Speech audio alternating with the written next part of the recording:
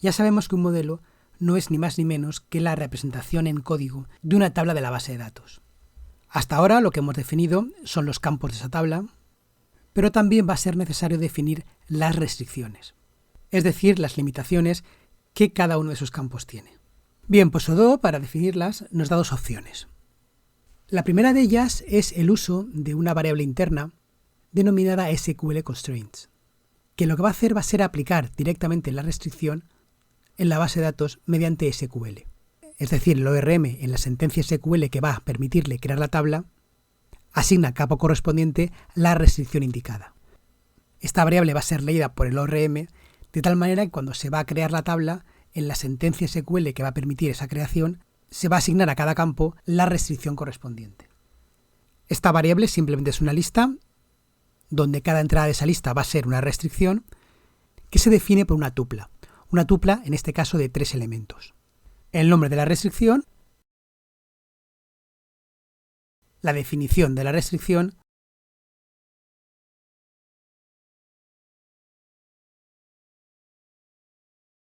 y por último el mensaje que tiene que mostrarse en el caso de que esa restricción no se cumpla. Por ejemplo, si queremos crear una restricción para que el código de la sede sea único, es decir, que no pueda haber sedes con códigos repetidos, podríamos declararla así.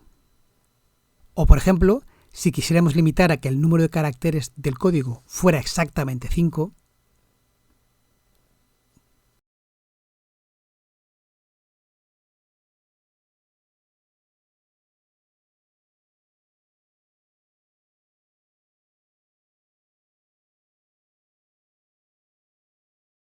podríamos escribir algo como esto. Como comentarios o como preguntas típicas que se suelen hacer llegado a este punto, es que hay que diferenciar que la restricción lo que está haciendo en este caso es limitar a que el tamaño del código sea exactamente 5.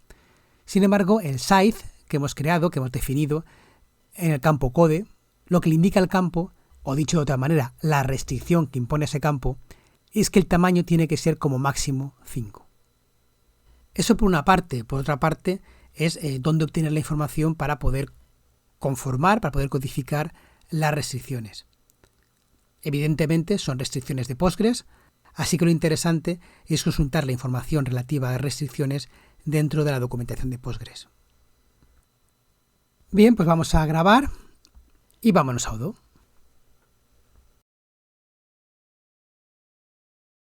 Actualizamos el módulo, creamos una nueva sede que en este caso tenga como código únicamente 3 caracteres. Le damos a guardar y vemos que efectivamente Odoo nos avisa con el mensaje de error que habíamos definido en la restricción. Vamos a volver al código y es importante tener en cuenta que este tipo de restricciones se almacenan en la base de datos, se almacenan en la propia tabla. Con lo cual, en el caso de que queramos eliminarla, posiblemente la mejor solución pase por la eliminación del módulo, que va a conllevar la eliminación de las tablas, y la posterior instalación del mismo. El segundo camino que nos ofrece Odoo para definir restricciones es el uso de funciones Python, que básicamente consiste en definir una función que haga la comprobación correspondiente y que en el caso de que esa comprobación dé error, genere una excepción. Por ejemplo, vamos a crear una restricción que se encargue de comprobar que el código tenga siempre el formato de 2 letras y 3 números, siendo esas 2 letras siempre mayúsculas. Así que vamos a crear una función de la clase, que vamos a denominar checkCode. Además, vamos a prefijar esa función con un subrayado, ya que va a ser una función de ámbito privado, teniendo en cuenta lo que implica ese ámbito privado de una función en Python. Bien, antes de poner el código de esta función, antes de implementar la lógica, parece claro que necesitamos indicarle algo a esa función para que no sea una función normal y corriente, sino que sea una función que implique una restricción. Y para ello vamos a hacer uso de un decorador que nos proporciona el propio Odoo, que en este caso se denomina api.constraints y que recibe como parámetro el campo al cual queremos aplicar la restricción. El linter nos avisa de un error, ya que no reconoce al decorador, así que lo que vamos a hacer va a ser importarlo. Para lo cual vamos simplemente a añadir al final de esta línea la importación de API. Vemos que el error ya ha desaparecido, así que ya vamos a ponernos con la lógica de la función. Vamos a ver qué hay que hacer para implementar esta restricción que nos solicitan del formato del código. Lo primero que hay que tener en cuenta es una cosa que va a sucedernos mucho a partir de ahora, y es que un modelo de Odoo puede realmente hacer referencia a tres cosas. Por una parte al modelo, o si preferimos decirlo de una manera diferente, a la tabla o a ese concepto que representa ese modelo. Por otra parte a un conjunto de registros, a un conjunto de tuplas de esa tabla. Y por último también puede hacer referencia a un único registro.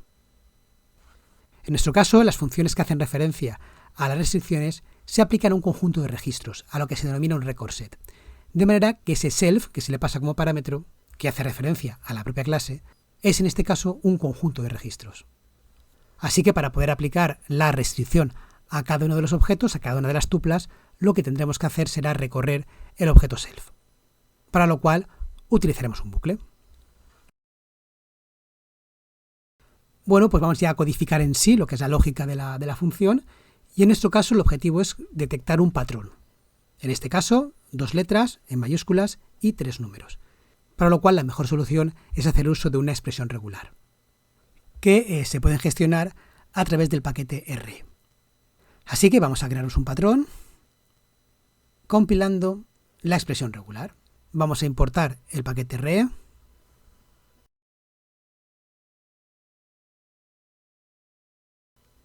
Y ahora que parece que todo está ya correcto, vamos a definir la expresión. Es una expresión muy sencilla. En un principio, al inicio del código, tiene que haber 2 letras mayúsculas. Así que con el acento circunflejo indicamos qué es lo que buscamos al principio de la cadena, que en este caso va a ser cualquier letra en mayúsculas. Así que, utilizando los corchetes, definimos un rango indicando que va desde la letra A hasta la letra Z. Y con las llaves le indicamos a esa expresión que tiene que repetirse 2 veces. Ya tenemos el principio del código, vamos al final. El final también es muy fácil, únicamente van a ser 3 dígitos, así que indicamos el símbolo de dígitos y en este caso 3. Para especificar que esto es el bloque final, finalizaremos la expresión con un $. Ya tenemos el patrón, así que simplemente vamos a aplicarlo. Vamos a comprobar que el código de esa tupla que tenemos ya elegida, de ese record, cumpla con ese patrón. De hecho, lo que vamos a comprobar es justamente lo contrario. En el caso de que el código no cumpla con ese patrón, vamos a lanzar una excepción que indique que no se cumple con la restricción. La pregunta ahora sería saber qué tipo de excepción lanzamos. Para ello, el propio Odoo ya nos proporciona una serie de excepciones, entre ellas una que es la que está enfocada a la validación de datos.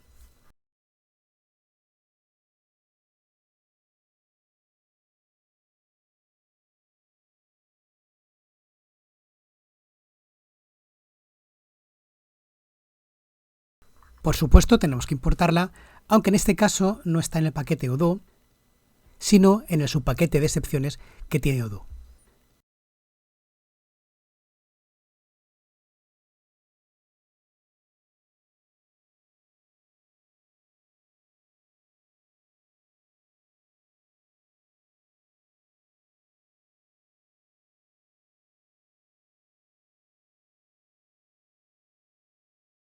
Vamos a irnos a Odoo.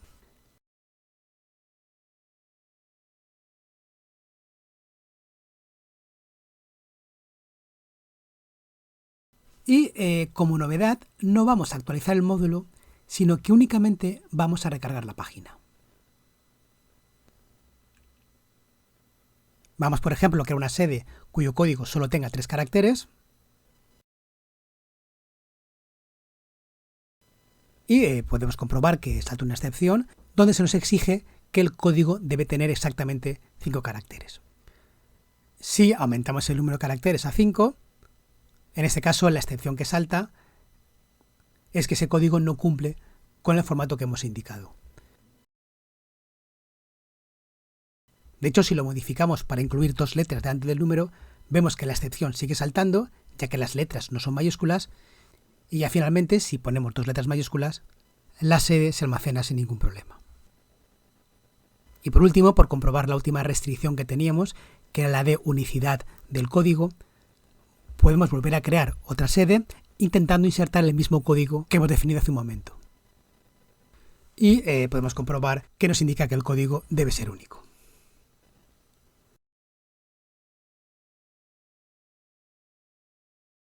Bien, para acabar vamos a volver al código y vamos a colocar un punto de parada. Comprobamos que efectivamente estamos funcionando en debug y volvemos a Odoo. Para no tener problemas, modificamos el código de la sede y le damos a guardar. Vemos que se nos pone en primer plano el Visual Studio Code con el código del módulo en pantalla, indicando que la ejecución se ha parado justo en el punto de parada que acabamos de indicar. Desde el menú de debug o directamente con el F10 podemos ir ejecutando línea a línea y comprobar que efectivamente en este caso la restricción se cumple, con lo cual la excepción no va a saltar.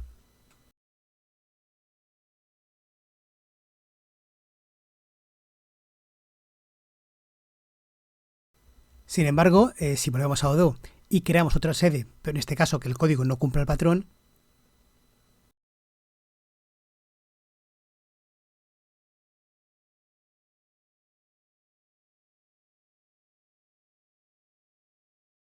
sí que salta la excepción.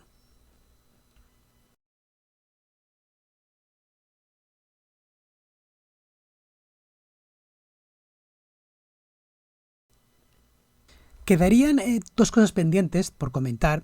La primera es una que imagino que estaréis pensando, es que ya que tenemos dos opciones a la hora de realizar las restricciones, ¿cuál de ellas debemos utilizar? La verdad es que en un principio, imagino que filosóficamente hablando, la que Odoo prefiere es la de las restricciones por código. ¿Por qué? Bueno, porque permite aislarse más de la base de datos, estarían más relacionadas con la lógica, con la capa de control, más que con la capa del modelo. Pueden ser más complejas, tenemos más opciones para poder codificar cosas más complicadas. Y también porque son más dinámicas. Con esto lo que quiero decir es que una modificación en una restricción, una modificación en el código de la función, no va a requerir la recarga del módulo. De hecho, la segunda cosa pendiente que quería comentar es que en este caso hemos visto cómo al aplicar la restricción por código no ha hecho falta recargar el módulo, no ha hecho falta actualizar el módulo. Simplemente hemos tenido que recargar la página. Estamos trabajando en modo desarrollo y el modo desarrollo permite la carga dinámica de módulos. Es decir, en un principio realmente podríamos estar modificando el código y simplemente recargando la página web deberíamos de funcionar sin mayor problema. Esto desafortunadamente no siempre es así, ya que cuando las modificaciones que hacemos en el código afectan a la base de datos es necesario prácticamente siempre actualizar el módulo. De hecho, con las restricciones SQL que hemos creado al principio del vídeo, ha sido necesario actualizar ese módulo para que pudieran ser aplicadas. Eso también nos lleva a que este tipo de restricciones, en el caso de que tengan que ser eliminadas, requieren no ya de la actualización del módulo, sino de la desinstalación y la vuelta a instalar de ese módulo. Aún así, yo soy de la opinión de que ambas dos restricciones pueden convivir, dejando las restricciones SQL aquellas más sencillas que están mucho más integradas en la base de datos, como por ejemplo la creación de claves múltiples, dejando para las restricciones de código aquellas que son más complejas y que pueden variar más en el tiempo de desarrollo del módulo.